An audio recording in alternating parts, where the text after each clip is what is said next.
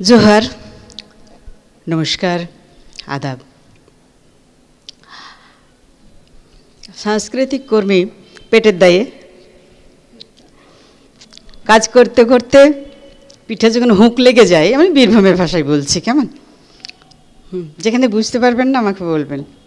আমরা সব বীরভূমের মানুষ বেশিরভাগই রয়েছি মনে হচ্ছে, স্যাররা আছেন। তো আমারও গাঁ হেরকোতে, হেরকো হেরকো মানে হেরুকা, হেরুকা বৌদ্ধদের শেষ দেবীর নাম ছিল। আমাদের গাঁয়ে এরকম একটা মন্দির ছিল। আমরা কালক্রমে জাতের অত্যাচার সহ্য করতে করতে কখনো হিন্দু হয়েছি, কখনো বাউরি হয়েছি, কখনো সাঁওতাল হয়েছি, কখনো মুসলমান হয়েছি। আমাদের এইভাবে ধর্মগুলো পরিবর্তন হতে থেকেছে এবং আমরা শেষ পর্যন্ত এখন মানুষ হয়ে ভাবছি যে সবার সঙ্গে থাকাটাই ভালো, আমরা ভারতবাসী হয়ে উঠি। আজকের দিনে এখানে আসতে পারা আমার কাছে খুব দুরূহ ব্যাপার। মানে আমি এইভাবে ডাক পাই না, আমাকে কেউ মনে করে না যে আমি সাংস্কৃতিক কর্মী। ফাজিল মেয়ে আমার নাম, ফাজিল একটি মেয়ে। সুতরাং আমাকে কে ডাকবে, আমার কথা কে শুনবে? আমার কোনো সেরকমভাবে জাতে উঠিনি আমি একটু বেজাতে। এই বেজাতে থেকেই আমি কিছু কাজ করতে করতে পেটের দায়ে এই কাজ আমার সংরক্ষণ, তো পরবর্তী সময়ে বুঝলাম এগুলো অমূল্য সম্পদ। আজকের বক্তব্যের বিষয়টাই রয়েছে যে কিভাবে লোক সংস্কৃতিকে ধরে রাখা যায়, সংরক্ষণ করা যায় এবং কত বেশি শিকড়ে যাওয়া যায়, সাস্টেন কী করে করতে পারে, অর্থাৎ এটা কীভাবে বেঁচে থাকতে পারে, যেটা খুব ভালোভাবে বলে গেছেন দাদা। আমরা সব সমবয়সী মনে হচ্ছে, বরং আমিই বড় হব ওদের চেয়ে বয়সে।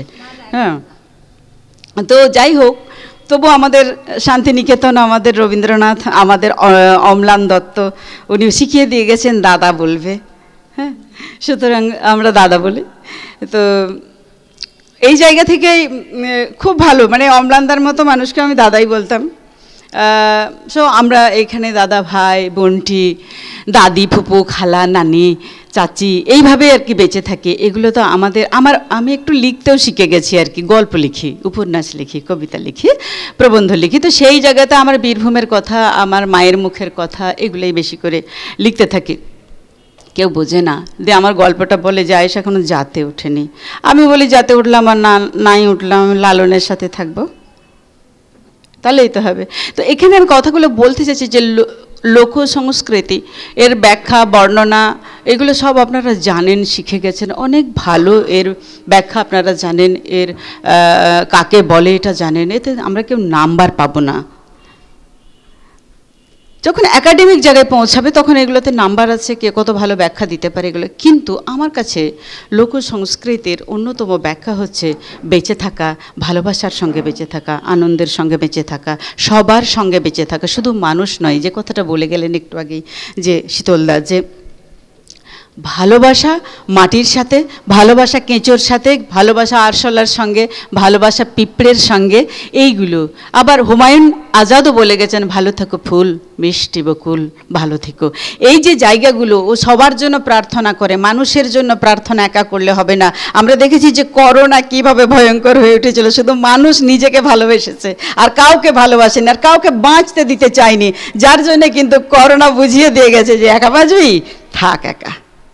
আমরা কিন্তু সবাই হতাশ হয়ে গেছিলাম। আমি জানি না আর সবাই হয়েছিল কিনা, আমি ভেবেছিলাম আর আমাদের কারোর সঙ্গে দেখা হবে না, এইভাবে আপনাদের সাথে কথা বলতে পারবো না, ওইভাবে আমার সরানে দাঁড়িয়ে চা খেতে পারবো না, আমি হাঁড়িয়া তালায় বসে ফেচকে আমি মানে ফাজলামো করতে পারবো না, এগুলো আমার হবে না। আমার সাইকেল, আমার ভাঙা সাইকেল নিয়ে নদীর ঘাটে ঘাটে ঘোরা যাবে না, আমার ছামুডাঙ্গাল মাঠ, আমার জোয়াল ভাঙা মাঠ, আমার ভাতারমারির মাঠে আর যাওয়া যাবে না।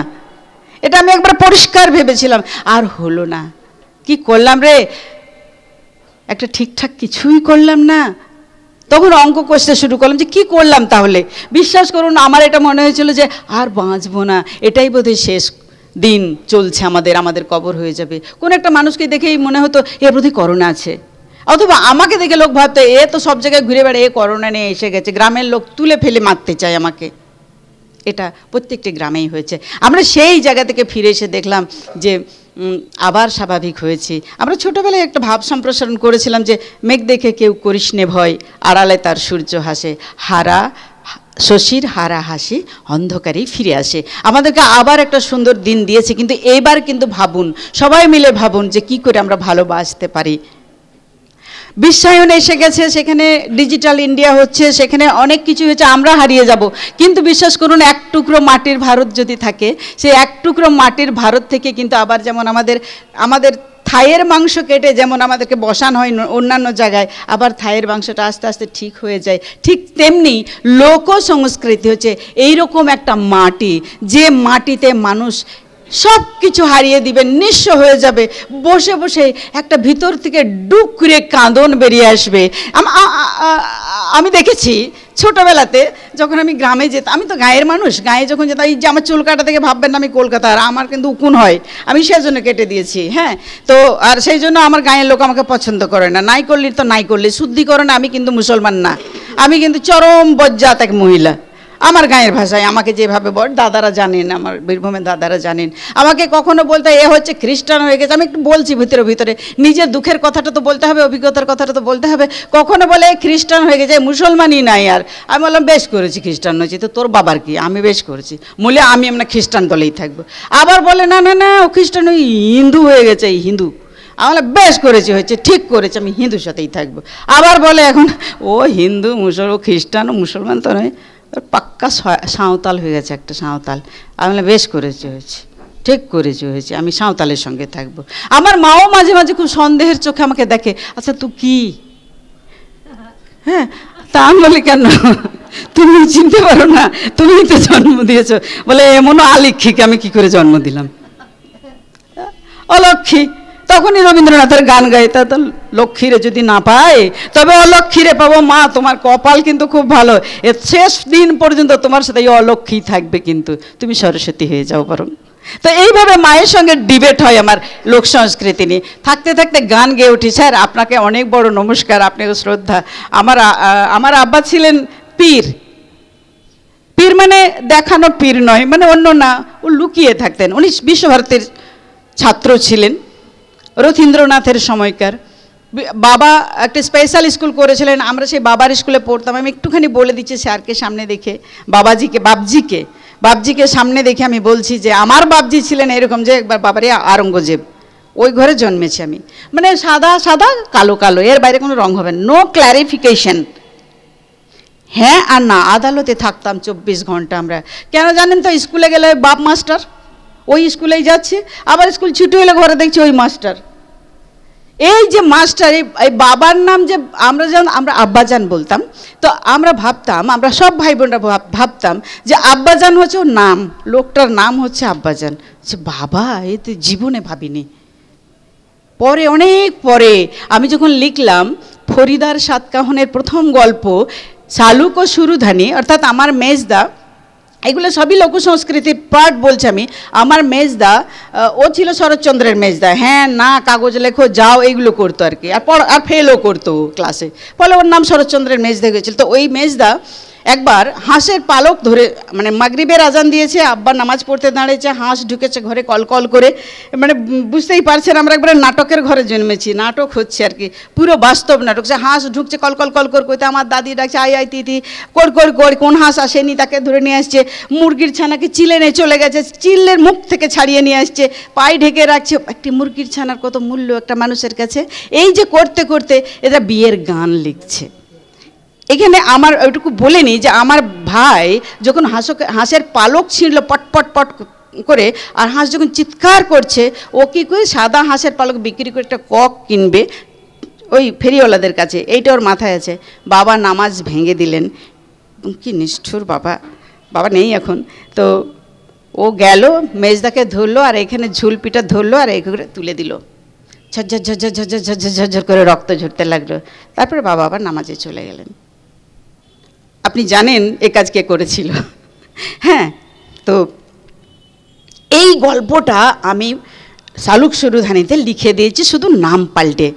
বাবা পড়লেন 2004 সালে এসে, বাবা পড়লেন, পড়ার পরে আমূল পরিবর্তন, বাবার আমূল পরিবর্তন হলো। বললো তোমার মনে আছে এই কথা, তুমি তখন অনেক ছোট ছিলে, আমিও ভুলে গেছিলাম, তোমার লেখা থেকে বুঝলাম যে আমি কখনো ভালোবাসতে পারিনি তোমাদেরকে। যাক গে, সেটা বাবার কথা। কিন্তু এই যে সেইখানে বসে আমার দাদিকে দেখছি, উনি গান গাইছেন, বিয়ে রঙাইলাম সরাসরি রে মন হলো ভারী, কেনে দিয়েছিলাম বিটির শাদি রে মহল হলো খালি। বিটি বলছে, বিবাহিত মেয়ে বউ সেজে চলে যাচ্ছে, মেয়ে বলছে টপ্পর লাগা গাড়ি, কাপড় পরে আছে পর্দার, ঝলমল ঝলমল করছে, গ্রামটা আবছা আবছা দেখা যাচ্ছে। মেয়েটি এইভাবে পিছনের কাপড়টা মানে টপ্পর গাড়ির পিছনের যে পর্দা সেটাকে তুলে তাকিয়ে বলছে গাড়োয়ানকে, গাড়োয়ান তো তখন বরই থাকতো, গাড়োয়ানকে বলছে আস্তে ছস্তে হাঁকাও গাড়ি রে বাপের কাঁদন শুনি, বাপের কাঁদন যেমন তেমন রে। অদ্ভুত সুন্দর। এবারে মা কি করে কাঁদছে, মায়ের কান্দন শুনি, মায়ের কান্দনে কলিজা ফাটে রে আসমান বরজের পানি। কে শেখালো এই গানগুলো, কোন বিশ্ববিদ্যালয়ে শেখালো এই গানগুলো? এই যে হৃদয়, এই যে ভালোবাসা ভাঙতে ভাঙতে ভাঙতে ভাঙতে ভাঙতে একবারে শূন্যে পৌঁছে যাওয়া, ফানা ফিল্লা, আপনি জানেন খুব ভালো করে যে ফানা ফিল্লায় পৌঁছে যাওয়া, এটা মেয়েরা পেরেছে, শিল্পীরা পেরেছে, কোথাও পড়াশোনা করেনি, স্বশিক্ষিত, নিজের হৃদয়ের কাছে সে আয়না করে দেখেছে আমার হৃদয়ে কি ভরা আছে। মণি মুক্তার মতো দুঃখ তুলেছেন, সুখ তোলেননি, কারণ এই দুঃখই দেয় লোকসংস্কৃতি। লালন সেইভাবেই গানগুলো নিয়ে এসেছেন তার অত্যাচারের হাত থেকে, সমাজের অত্যাচারের হাত থেকে, জাহাজকে কিভাবে দেখেছেন, তার উপরে কি অত্যাচার হচ্ছে, সেখান থেকে তিনি লিখছেন বসে বসে। কি দারুণ কথা যে ধন্য ধন্য বলছে না, ধন্য ধন্য বলি তারে, কি সুন্দর হচ্ছে না, ধন্য ধন্য। বীরভূমের জফলা, জফলা, তাই তো জফলা কথা দিয়ে আমরা বলি, হ্যাঁ কোথা গেলি কোথা, হ্যাঁ রে শান্তিতে সুন্দরটা রয়েছে নিয়ে আয় কেন রে, আঁকড়টো চালিন খাবো ওখানে, জফল ভাতটা হইলিও। হ্যাঁ হ্যাঁ গো চাচি বিটির বিয়ে দিবে না রে, বেটার বিয়ে দেবো, কিনিয়ে কোথা পাবি, পন পেছি না মারি, আমার বিটার পন উঠছে না, পন পাওয়া যাচ্ছে না, বুঝলেন তো। এই যে কত কি দেবো রে, লাটকি ফুটকি ইটো উটো কত কি দিতে ইচ্ছে করে বল, কিন্তু কি করে দেবো বাপু বল, বিটাটোর আমার বিয়ে দিতাম রে, বিয়ে না বিটাটোর আমার ব্যয় দিতাম রে, পন উঠছে না মাইরি। এই যে কথা, আমার কথা কে শুনবে, সুন্দর বাংলা, প্রমিত ভাষা কে শুনবে বসে বসে, সেমিনারে হবে ওগুলো, যেগুলো ওখানেই শেষ, ওখানেই ডিউটি শেষ। কিন্তু এই যে মা, একজন দাদি, একজন ঠাকুরমা, একজন কাকিমা বসে বসে বসে বসে মাটিকে সাজায়, এই মাটি তো শেষ কথা, তাই না? দেখুন লোকসংস্কৃতি, আদিবাসী মানুষের সঙ্গে আমারও কাজ, আমরা বীরভূম জেলার মানুষরা তাই তো করি। আমার তো বারবার মনে হয় যে আমি কনভার্টেড ফ্রম আদিবাসী সম্প্রদায়, আমি মুসলমান হয়েছি, কে লা ইলাহা ইল্লাল্লাহ পড়েছে, এক থালা ভাতের বিনিময়ে হয়তো আমার বাবা, তার বাবা, তার বাবা, তার বাবা হয়তো সাঁওতালি ছিলাম। আমার দারুণ লাগে সাঁওতাল ভাবতে নিজেকে, এত সৎ, এত অনেস্ট ব্লাড আর বোধহয় কোনো জাতের ছিল না। আজও পৃথিবীকে বাঁচিয়ে রাখার জন্য মাটিকেই লেপন দেয়, মাটিতেই মাটির রং বার করে। ভাবতে পারবেন না, আমি যখন কাজ করতে গেলাম 2000 সালে, তখন তো অনেকটা কম বয়স, সেখানে গিয়ে যখন আমি বাচ্চাদের সঙ্গে কথা বলছি যে হ্যাঁ রে পড়তে চাস না কেন, অন্যান্যরা বলছে যে গরিব অমুক তোষক এগুলো বলেছে, বাচ্চাগুলো যে বাংলা বোঝো কি দা, হ্যাঁ আমি বাংলা বুঝি না, মাস্টারগুলো আমাকে দাঁড় করিয়ে করে বাংলা শেখায়, অত অজগরটে আসছে তাহলে আতা আমটে আমি খাবো পেড়ে ঘোড়ার ডিম, ওর মানে বুঝি না, আমাকে মুখস্থ করতে হয়। তাহলে আতে আতে আলাং, আতে আড়গম, ইতে ইল, আলাং আড়গম হচ্ছে, আলাং মানে জীব, আড়গম হচ্ছে মই, অতে অত মানে মেঝে, ওরা মানে ঘর। তো এগুলো পড়া, আমি ওদের কথায় বসে ওদের সঙ্গে বসে বিকল্প বর্ণ পরিচয় লিখলাম, থেকে চন্দ্রবিন্দু ছড়ানো ছিটানো, কি সুন্দর শব্দ ইপিল, আমি খুঁজে পাচ্ছি না, ইতে কি রে, ইতে কি হবে, হে ইপিল, ইপিল মানে কি রে, তারা, তারা আকাশের তারা, আরে হর্ষই কি বাবরে, ইল ইল ইল কি রে, এই পাখির পালক, পাখির পালক, ইল ইল ইল, কি দারুণ বলুন, কি শব্দ শিখলাম সেখানে, লোক সংস্কৃতির অংশ। তারা দিয়ালে আঁকছে বাজ পাখি কি করে, ইতিহাস আঁকছে। আমরা দেখেছি, আমরা সাঁওতাল, আমরা মুসলমান, আমরা হিন্দু, আমরা জৈন, আমরা কি দারুণ একটা ভারতবর্ষে আমরা জন্মেছি, শত ফুলে ভরা আমাদের ফুলদারি। এই ভারতবর্ষকে আমরা শেষ হতে দেবো না, কিন্তু এটা আমার অঙ্গীকার। যাই হোক, আমি আবার ফিরে আসছি সেই জায়গাতে যে আমাদের লোক সংস্কৃতি তাহলে বাঁচবে কি করে? বাঁচবে এই জায়গা থেকে আমাদের বোধ হয় নিজেদেরকে যদি আমরা খেজুর পাটির তালাইটা ব্যবহার করি।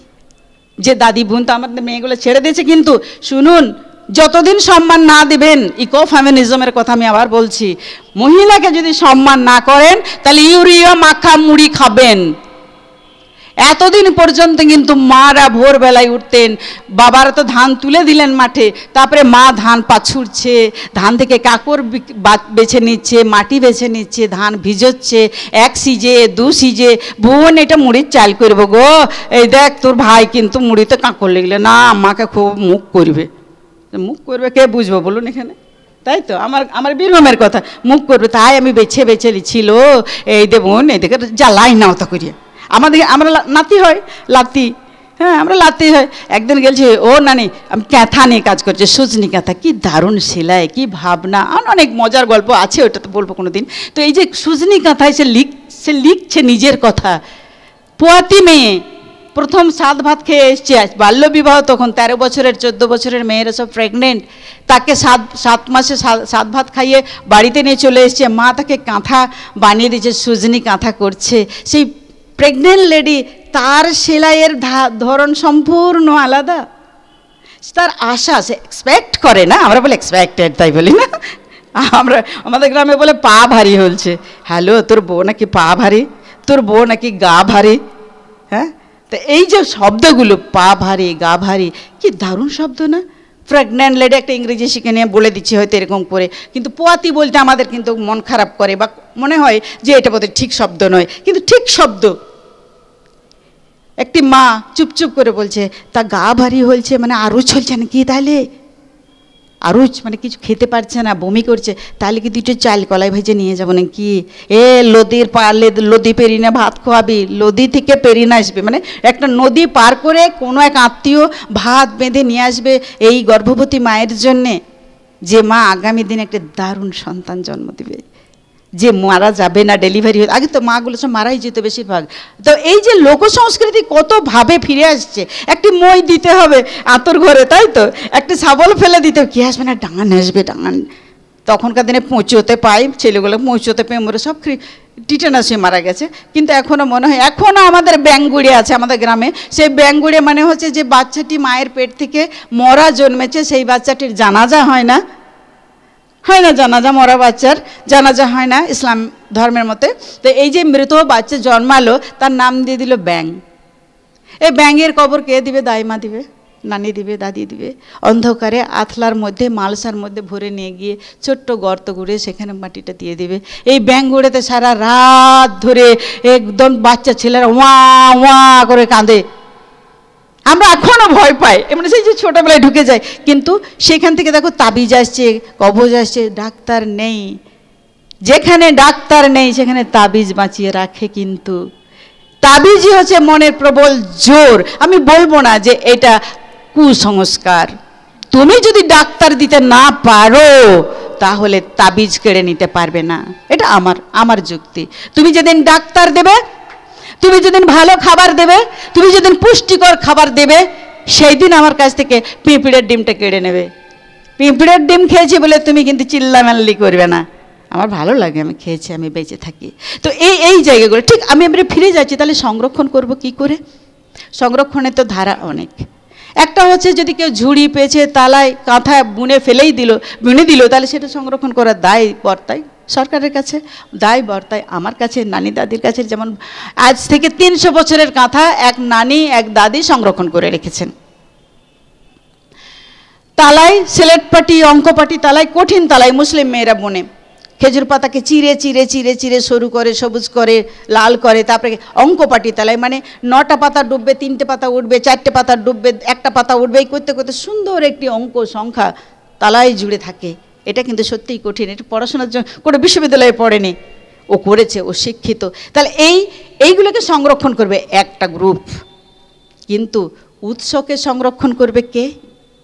যে জানে যে ধারণাটা ধারণ করে রেখেছে, এই যে দাদারা যে গানটা গাইছেন বিভিন্ন জায়গায়, আছে বলে গাইছে, ঘরে হয়তো খাবার বোঝাই করা আছে বলেই গানটা গাইছে, কিন্তু যে ঘরে তখনকার দিনে তো খাবারের বিনিময়, যে বললাম খাবারের বিনিময়ে আমরা সংরক্ষণ নিয়ে এসেছি, তাহলে এই গানটার পৃষ্ঠপোষক করবে কে? গানের পৃষ্ঠপোষকত্ব এইখানকার অনেক বড় বড় গায়করা করছে। আমি একটা ছোট্ট উদাহরণ দিয়ে আমাদের ট্রাইবাল মানুষের গল্প বললেন দাদা। তো সেখানে জি বাংলা হঠাৎ করে আমার সাথে কথা বলছেন যে আপনার ফোন নাম্বার পেলাম, তো আমরা একটু সাঁওতালি করব, নাচ একটু ভিডিও করব। আমরা ভেবেছি তা হবে, জি বাংলায় দেখাবে হয়তো। তাহলে আসুন, একটা গ্রুপ গেছে সেই সাঁওতালপাড়া থেকে, তারপর তো আমার সাথে আর হলোই না। আমি বললাম না, এইসব গান এই সংরক্ষণ করা যাবে না, কারণ আমি বুঝে গেলাম এরা স্টেপ মাপছে, সাঁওতালের পদক্ষেপ দেখছে, কপা এগোচ্ছে, কপা পেরেছে, ওখানটা বেশি তুলছে, তার মানে ওটাকে এখানে কোথাও স্কুল খুলবে সাঁওতালি গানে, যেটা ও নাচতে তো পারবেই না, এর 12টা বাজাবে। সেই জন্য আমি বললাম না না, আপনাদের কেউ করতে হবে না, আপনার বাড়ি যান। কিন্তু ওরা আর শোনেনি, আর সাঁওতাল মানুষও আর শোনেনি, কারণ ওরা বললো যে আমাদের টিভিতে দেখাবে, তুমি মানা করছো কেন?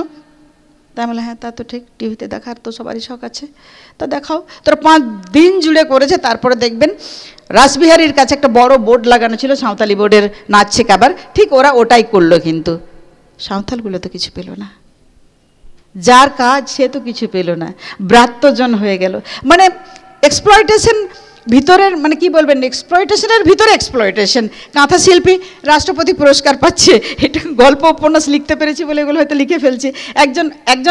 একজনের কাঁথা দেখলো দারুণ, সে নিয়ে গিয়ে রাষ্ট্রপতির ওখানে জমা দিল, পুরস্কার কী করে দিতে হয় জেনে গেছে, জমা দিল, সে পেয়ে গেল। কিন্তু যার কাঁথা সে পেল না, সে পায়ে ধরে বলছে তোর পায়ে ধরে বুবু আমার কাঁথাটা তো দে, কারণ কি কাঁথা আমার নানি দিয়ে গেছিল, সে কাঁথা নাই, সে এখন রাষ্ট্রপতি ভবনে কেঁদে কেঁদে আকুল হয়। সংরক্ষণ করারও ভয় আছে কত, তার নাম থাকবে না, জিনিসটা থেকে যাবে, কে করলো সেই শিল্পীকে। এই যে শিল্পীর ধারণা, শিল্পীকে বাঁচিয়ে রাখা, এটা সম্পূর্ণ দায় সরকারকে নিতে হবে, সম্পূর্ণভাবে দায় এই সরকারকে নিতে হবে। এবারে যদি বলি যে হ্যাঁ একটা সময় সরকার মানে আমাদের গাঁয়ে যে পঞ্চায়েত রয়েছে সেটা ছিল, রাজনীতির কথা আসবেই, রাজনীতির বাইরে কিন্তু এটা নয়। রবীন্দ্রনাথও গান্ধীজিকে বলেছিলেন আমার বিশ্বভারতী কী করে বাঁচবে, রবীন্দ্রনাথও বলেছিলেন যে আমার বিশ্বভারতী বাঁচবে কি করে, আমি যদি চলে যাব তারপরে। অর্থাৎ সেখানে রাজনীতি এসেছে, রাষ্ট্র এসছে, সেখানে সংরক্ষণ পৃষ্ঠপোষকতা এসেছে। তাহলে লোক সংস্কৃতিকে যেমন করে রবীন্দ্রসঙ্গীতকে প্রমোট করে, একসময় রবীন্দ্রসঙ্গীতের কোনো মর্যাদা ছিল না ভারতবর্ষে, তখন নজরুলের গান নিয়ে উত্তাল, ভারতবর্ষের স্বাধীনতা আন্দোলন চলছে। এমনকি যখন ওই ঘরে বাইরে যখন সিনেমাটা হচ্ছে, তখনও পর্যন্ত সত্যজিৎ রায় রবীন্দ্রনাথের গান ব্যবহার করছেন না, ওই সিনেমাতে নজরুলের গান ব্যবহার করছেন।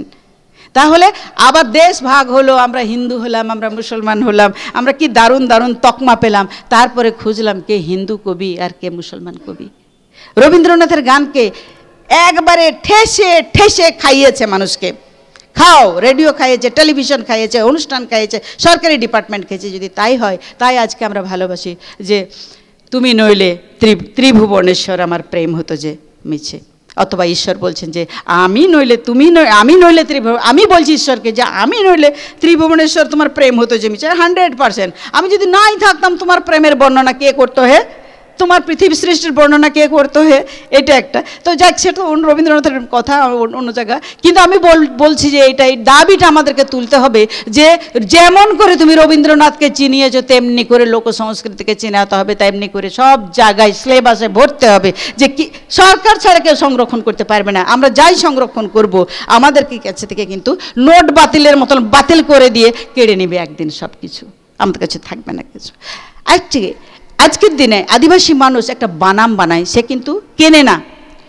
এতদিনে মাদল টাদল কিনছে, আগে কিন্তু কিনতো না, নিজেরাই বানাতো। এখন সে বানাম বানাচ্ছে। আমার এক আদিবাসী ভাই আছেন, আমি তাদের সাথেই থাকি বেশিরভাগ, আমাদের নাটকের দল আছে, তার দারুণ নাটক করে। আমাদের কিছু বাঁশি কিনতে হয় না, ওরা বাঁশ কাটে, একটা লম্বা বাঁশ, বুঝলেন, আঝোড়া বাঁশ, বাঁশি করেছে, সে ডগাটাকে কেটে নিয়েছে বাঁশের। এদিকে এখন 5 হাত আছে, সরু হয়ে চলে গেছে, সে বাঁশি বাজাচ্ছে ওই পুরো বাঁশ ঝাড় নিয়ে। ভাবতে পারেন নাকি এগুলো? কেউ ভাবতে পারে নাকি? প্রমিত ভাষায় যারা কথা বলে, যারা পণ্ডিত হয়েছে, যারা PhD করেছেন, যারা অনেক কিছু ভালো ভালো কাজ করেন, অল্প পরিশ্রমে মানে মানে মানে ব্রেনের পরিশ্রমে গাদা গাদা টাকা পান, আর তারপরে ভাবেন যে স্যুট পাল্টাবো, 1 লক্ষ টাকার স্যুট, কোট, 40 লক্ষ টাকার খাবার, আমার জনসাধারণের খাবার নিয়ে সে নিজে একদম মহারাজা হয়ে বসে থাকে, তারা ভাবতে পারবে না। তাহলে তাদের ভাবাতে হবে। কিন্তু আমরা যদি সবাই এক এক করে বসে থাকি তাহলে কিন্তু এই ভাবনাগুলো সরকার কিছুতেই ভাববে না। কথা বলো, কথা বলো, কথা বলো ময়না, কথা বলো। এই জায়গায় কিন্তু আমাদেরকে আসতে হবে যে আমরা প্রোটেস্ট করব, বিরুদ্ধে কথা বলবো, গানে গানেই করব। গান বাঁচিয়ে রাখে, গান ভালোবাসে, গান দুঃখ ভুলিয়ে দেয়, গান পরিশ্রম ভুলিয়ে দেয়। আপনারা জানেন, অনেক বেশি কাজ করেছেন যারা, তারা জানেন যে গানের ধারা কত আছে। ধান কুটনি গান, চিড়ে কাটার গান, ছাদ পিটনি গান, চাষের গান বললেন। ওখানে একটা পোল তোলে, এখন আমরা দেখেছি ইলেকট্রিক পোল তুলছে, তাও দেখেছি। ওখানে আবার মেয়েদের নামে যাতা বাজে বাজে কথা বললো, আর শেষেরটা বলে হাইও। কিন্তু এগুলো তো গান, গানের ছন্দ। গান ক্ষমতা তৈরি করে, তাই সে ভুলে যায় তার ক্ষমতাকে, পরিশ্রমকে ভুলে গিয়ে সে ক্ষমতা দিয়ে এগিয়ে নিয়ে যায়। গান ভুলিয়ে দেয় কাকে না, মনের দুঃখকে। আবার মনের দুঃখকেও কিন্তু বাঁচিয়ে রাখতে হয়, সে গানে বাঁচিয়ে রাখে। আমি ওই যে কথাটা বলতে যাচ্ছিলাম যে ডেড বডি, আপনারা কী যেন ওই মহাশ্বেতা দেবীর সিনেমা হয়েছিল, লেখাটা কাঁদে, যেটা কাঁদে, মানুষ মরে গেলে কাঁদে, রুদালি। রুদালি, রুদালি। আমি তো অবাক হয়ে যাই, সিনেমা করলো ওখানে, তার মধ্যে গোটা গাঁ জুড়ে রুদালি, গোটা গাঁ জুড়ে তো রুদালি।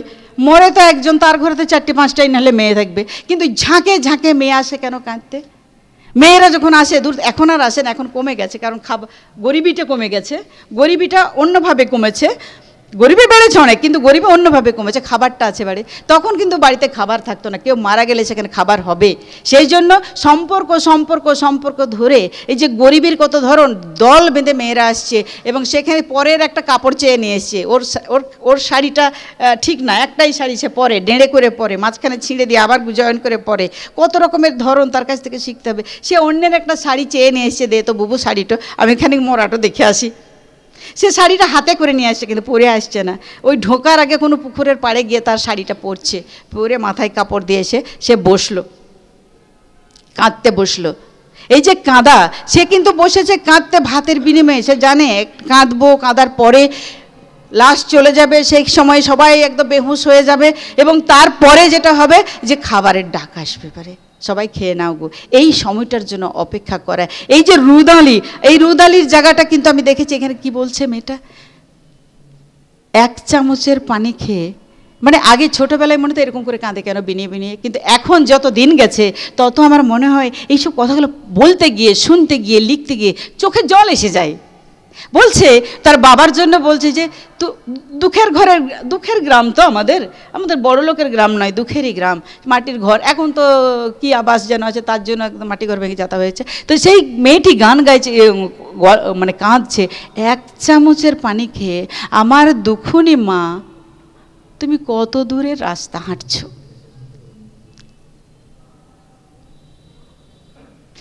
এই যে একটু ডিপলি যদি ভাবি, আমার দুঃখুনি মা সে কোনোদিন সুখ পায়নি, আজ অনেক দিন পরে এসে এক মায়ের পাশে বসে তার কন্যা এই বলে কাঁদছে। ওই কান্নার সুর ধরে যারা রুদালি হয়ে এসেছে তারাও কিন্তু তার মায়ের কান্নাটা উথলে উথলে উঠছে। এইখানে আর কোনো কৃত্রিমতা থাকছে না। আমি বলছি না যেটা লোকসংস্কৃতি, বলছি না, এই কথা ধরে গান বেরিয়ে আসছে আমাদের হৃদয় থেকে। এই গান আজকের দিনেও, এই বিশ্বায়নের দিনেও, এই যে A.R. রহমান বলুন, যেই বলুন, যারা যাই করছি, যারা আমরা মেতে আছি, একদম ফেনায় ডুবে আছি, তারপরেও যদি এক্ষুনি একটা বাউলের গান হয়, আস্তে আস্তে মানুষ এসে বাউলের পাশে বসে যায়। এখনও যদি বিয়ের গানের, মুসলমান বিয়ের গান শুদ্ধিকরণের জন্য বন্ধ হয়ে যাচ্ছে গ্রামে গ্রামে, এখনও যদি ঢোল বাজানো হয়, এখনও যদি বলে কে হেরো সিং নাগর আমার ফলের বাগান ঢুকেছো, হ্যাঁ আমার ডাঁসা ফল থাকতে কেন, আমার পাকা ফল থাকতে কেন ডাঁসায় হাত বাড়ালছো, এই যে কি রূপক গান। এ গানের রচয়িতা কারা? এ গানের রচয়িতা হচ্ছে পড়াশোনা না জানা গাঁয়ের মা, গাঁয়ের বাবা। একটা বানাম বানিয়ে ফেলছে একটা মানুষ, সারাদিন কাজ করে এলো, তারপর যে বানাম বাজাতে হবে, সে বানাম কাটলো, গাছ কাটলো, তার জোগাড় করলো, সে তৈরি করলো বানাম। কিছুই যদি করতে পারছে না, তাহলে সে কি করলো? গাছের পাতা ছিঁড়ে নিয়ে এলো, পাতা থেকে দুর্দান্ত বাঁশি দিয়ে দুর্দান্ত গান গাইলো। সেই গানের সুর আমি ভুলতে পারি না। আমার একটা মাদলে যখন ওরা থাপ্পড় মারে, একটা বল তোলে, তখন মনে হয় যেন এক মুঠো খুশি আমাদের দিকে এরকম করে পাঠিয়ে দেয়। এই যে খুশি, কেবল খুশি মাখো, কেবল খুশি মাখো। আজও হাল চালাতে চালাতে ট্রাইবেল মানুষ বলে হ্যাঁ পাপা পাপা হ্যাঁ রাতে রাতে রাতে আর নিয়েছি ভাই একা চল। এই যে কথাগুলো বলে সেটা সাঁওতাল মানুষ এখনো বলে। আমরা আশাবাদী, আমরা সংরক্ষণে বিশ্বাস, সংরক্ষণ করতে হবে, সরকারকে প্রেসার ক্রিয়েট করতে হবে। পঞ্চায়েত যদি আমাদের হয় তাহলে আমাদের প্রকল্প এখানে ঢোকাতে হবে, ভয় পাবেন না। যেটা রাহুল গান্ধী, আমি ভারত জোড়ো যাত্রায় হাঁটতে গেছিলাম, কোনো পার্টি করি না, তবুও মনে হলো সংবিধান বাঁচানোর জন্য হাঁটা উচিত। আমি পাঞ্জাব থেকে কাশ্মীর পর্যন্ত 400 কিলোমিটার হেঁটেছিলাম ওনাদের সঙ্গে, কিন্তু ওই ছেলেটি একটি কথা বলেছিলেন, ভয় পাবেন না, ভয় পাবেন না, যে যা পার্টি করতে পারেন করুন, কিন্তু কথা বলুন, প্রতিবাদ করুন। গান গাইতে গেলে, আমি শেষ কথা বলে যাচ্ছি, গান গাইতে গেলে অনেক বড় কথা তো, গ্রামে বাস করি, আবার তার মধ্যে মুসলমান, তার মধ্যে আবার এই লোক সংস্কৃতি, তার মধ্যে আবার কোনো কিছু ধার ধারি না, তার মধ্যে আরঙ্গজেবের মতন বাবা, এই যে কি বিপদ আমাদের। বাবা বসে আছে ঘরের ভিতরে, আমরা ছাদের ইট ধরে নেমে পাড়ি যাচ্ছি গান গাইতে, নিচে দিকে নামছি, ছাদে ফাঁকা থাকতো, গরিব মানুষের ঘর আর কতটুকু হবে, কোনো রকম ছাদটা দিয়েছে, ইটে প্লাস্টার করা না, ইটের খাপ ধরে আঙুলে, বুড়ো আঙুলকে প্র্যাকটিস করে করে আমরা উঠানামা শিখে গেছি। আর বাবা তো বারান্দায় বসে আছে, গেলেই ধরবে, তো ধরবে, আমরা তখন নেই, গান গাইতে গেছি। তো এইভাবে যে গেছে, সেখানে বলছে যে ওই কথাটা সারা আছেন বলছে যে বাবা শান্তিনিকেতনের বাবা গান, আপনি বললেন তো একটা কথা যে সাউথ মান্দার থেকে চাষি হব না ভাগ চাষি হলে মান্দার হলে এই হবে। আমার বাবা যখন আমার বড়দিকে গান শেখাতেন, আমি খুব দুঃখের কথা, গান শেখাতেন, তখন বলতেন যে বড়দিকে বলছে যে আমার এই পথ চাওয়াতেই আনন্দ, বাবা বিনা মিউজিকে গলাতে গান শেখাচ্ছেন, আমার এই পথ চাওয়াতেই আনন্দ। তো আশরফ মামা বলে একটি, আমরা ওই গাঁয়েরই মানুষ সবাইকে মামা চাচা বলি থাকে, আশরফ মামা আমাদের ঘরের বড় মানদের ছিলেন। তো উনি ছানি কাটছেন গরুর, হ্যাঁ, আর আমার বাবা যেহেতু বড়দিকে গানগুলো শেখান, বর্দা বড়দিকে, তো আমার এই পথ চাওয়াতেই আনন্দ। তো হঠাৎ দেখছে বাবা বাড়িতে আছে, সেটা আশরফ জানে না। আশরফ মামা ছানি কাটছে আর বলছে একই সুরে, সুরটাও তুলে নিচ্ছে, বলছে আমার এই পচা ভাতে আনন্দ। বাবা বলে পচা ভাতে আনন্দ, আমার এই পচা ভাতেই আনন্দ। হ্যাঁ, বাবা চুপচাপ শুনলেন গান, তারপর ডাকলো, অনেক শব্দ বসিয়ে এনেছে ওই গানে, বলছে হ্যাঁ রে আশরফ, আমাদের ঘরে তো ভাই পচা ভাত থাকে না, তো তুই কী করে এই গানটা গাইছিস, আমরা তোকে পচা ভাত দিই কখনো? হাসছে, বলছে তুমি ছিলে নাকি ঘরে? বলছে আমি তো এই তো শুনেই এলাম তোর গান। বলছে না, তোমাদের বাড়িতে আসার আগে যাদের বাড়িতে থেকেছে ওরা 3 দিন 4 দিনের পচা ভাত দিত, কি আনন্দ গো, ওইটা তুমি যদি না দিবে তাহলে আমার ভালো লাগবে না। দুঃখকে, ঘৃণাকে মেখে নিয়ে আনন্দের সঙ্গে উনি খেয়ে বেঁচেছেন, তারপরে দেখুন কি সুন্দর প্রতিবাদ করছেন, আমার এই পচা ভাতেই আনন্দ। লোক সংস্কৃতিকে হৃদয়ে ভরে নিয়ে, গামছায় বেঁধে নিয়ে, গানে গানে তো আছে গামছা বাঁধা, অনেক কিছুই তো কথা আছে, গামছা তো প্রচুর আছে। এই যে ভাটিয়ালি গান, মৈশাল বন্ধুর গান, গাড়োয়ানের গান, গুণ টানার গান, ছাদ পিটানোর গান, যা যা আছে, পেশাগত কারণে যে সমস্ত লোক সংস্কৃতিগুলো উঠে এসেছে, যে গানগুলো উঠে এসেছে, সত্যপীর উঠে এসেছে, মাদার সাহেব উঠে এসেছে, যে কত কী যে উঠে, চটপটি বিবিরা উঠে এসেছেন, এইগুলোকে আমরা বাঁচিয়ে রাখবো কী করে? ভালোবেসে। আমি যদি কিছু একটি কিনি, তা আমি বাঁশের ঝুড়ি কিনবো। আমি যদি চাটাই কিনি, তা আমি প্লাস্টিকের সব কিনবো না, আমি কিন্তু খেজুরের চাটাই কিনবো। আমি বিছানার চাদর কিনবো না, আমি কিন্তু ওই কাঁথা কিনবো, পুকুরে সেলাইয়ের কাঁথা কিনবো। এগুলোর দাম কিন্তু অনেক নয়, রিসাইকেল করছি আমরা। তো এগুলো তো রিসাইকেল করা, এগুলো তো রিসাইকেল, পুরনো শাড়ি সেগুলোকে ছিঁড়ে সেই কাঁথাকে এইখানে নিয়ে চলে এসেছি। তাহলে আমাদের ভাবনাগুলোকে ইমপ্লিমেন্ট করতে হবে, আর হৃদয়ে থাকতে হবে। যেখানেই যে মার্কেটিং করতে যান, যদি দেখেন যে গাঁয়ের মেয়ে একটা নিয়ে বসে আছে একটা তালায়, একটা খেজুরের পাটি, একটা চটের ঝোলা, দুটো এই যে কানের দুল যেটা পরে আছে, এখানে আমরা কানের দুল, আপনারা অনেকেই যার, এই কানের দুলটা কিন্তু কিসের বলুন তো? কুচি কাঠি। আর এইটা হচ্ছে কিসের না? ঘাস, গড়গড়িয়ে, তাই তো, গড়গড়ে আমাদের ওখানে কত আছে, এই গড়গড়ে, এটা যখন পড়ে রয়েছে, এই ধারণাটাকে আমরা কিন্তু নিয়ে আসছি নতুনের জায়গায়, সেটা নিয়ে সেটা বিক্রি হয়ে যাচ্ছে কত? 60 টাকা 70 টাকা দাম। পড়েছিল তো রাস্তার ধারে, ছাগলরা ওখানে ছিঁড়ে ছিঁড়ে খেতে খেতে ফেলেছে। তাহলে আমাদেরকে কিন্তু অনেক বেশি ভাবতে হবে, কারণ আমরা অনেকটা এগিয়ে এসেছি।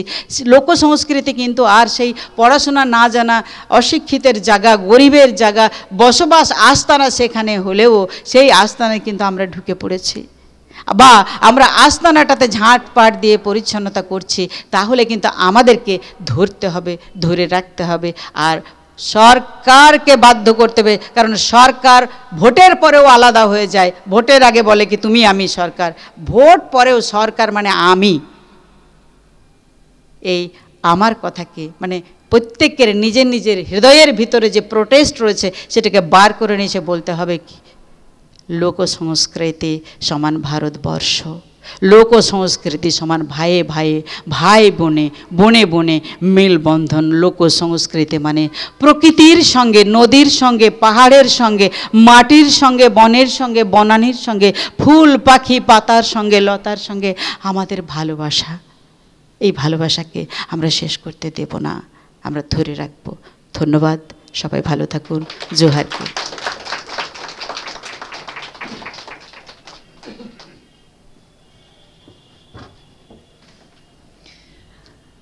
আমি সত্যি বাকরুদ্ধ, কিছু বলতে ইচ্ছে করছে।